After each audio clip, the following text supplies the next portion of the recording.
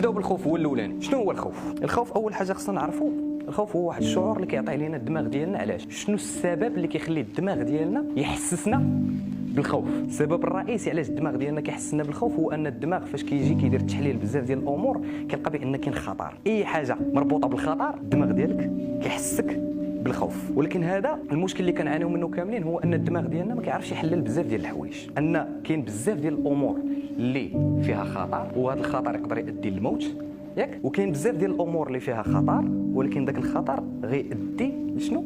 الافاده، ما غيؤديش للموت. والدماغ ديالنا ما كيعرفش يفرق بين هاد الجوج. دونك شنو كيدير الدماغ ديالك؟ كيعطيك الخوف في كلتا الحالتين باش انت تبعد عليهم.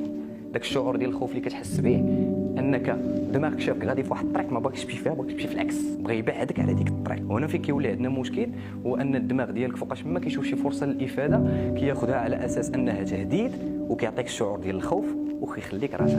الور شنو كتولي في اخر المطاف؟ الخوف هو اللي صايقك وما كتستافد حتى حاجه في الحياه، وكيحرمك من العديد ديال التجارب اللي كان خصك تقدر تعيشها، يا سعيده، تجارب سعيده، يا تجارب اللي غتستافد منها. ناخذ مثال، هاد قاعه المحاضرات، بغيتي تطلع دير محاضره قدام الناس، داكور؟ خوف من الفشل ياك، وخوف نظره الناس. منين جا الخوف من الفشل ومنين جا الخوف من نظره الناس؟ ابار قله الثقه في النفس. النقطه اللي خصنا نعرفوا كاملين هو ان دوينا عليها بزاف ديال المحاضرات، الله سبحانه وتعالى عطاتنا قدره كبيره في التخيل، اننا كنصنعوا افلام في الدماغ ديالنا. ولكن الفرق بين انسان وانسان هو كل واحد هو مخرج ديال الفيلم اللي كيصنع في دماغه. وكاين اللي كيقرر انه يصنع واحد الفيلم ايجابي زوين اللي هو البطل في ذاك الفيلم، وكاين اللي كيقرر انه يصنع واحد الفيلم شنو ديال الخل، ديال الخليع.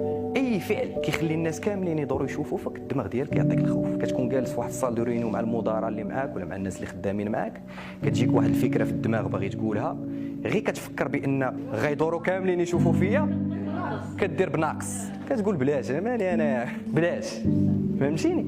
ياك شنو هنا كنقولوا؟ اثاره الانتباه. يعني فوقاش ما كنكون انا غنتحط في واحد لابوزيسيون اللي الناس غيشوفوا فيا.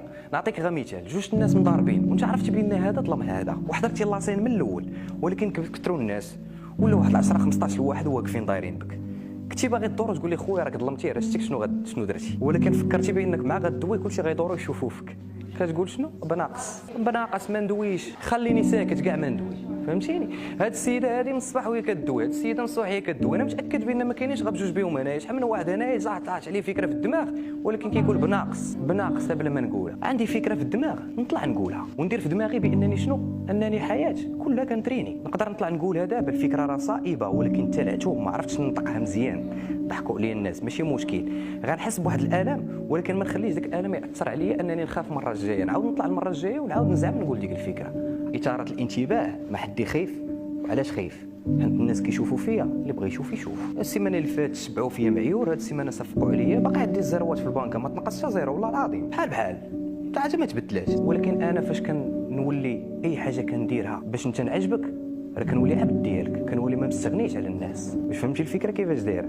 يعني باش انا نستغنى على الناس ندير داكشي اللي قال لي راسي وغنعجب واحد لابارتي وواحد لابارتي ما غنعجبهاش. كتجي انت تطلق مع واحد السيد عنده 40 عام وطلع المحاضره، جاو قالوا ليه طلع عطينا الكلمه، هو يطلع هز الميكرو ويبدا يدوي عنده الثقه في النفس، راه خلى مورا 40 عام السي محمد، راه قالها المره الاولى وطلعتم وضحكوا عليه الناس، وقالها المره الثانيه وطلعتم وضحكوا عليه الناس، وشحال ديال التكرار اللي كيمشي اللي عاش معاه داك السيد هذاك باش وصل انه قدر يتخطى داك الخوف ديالو.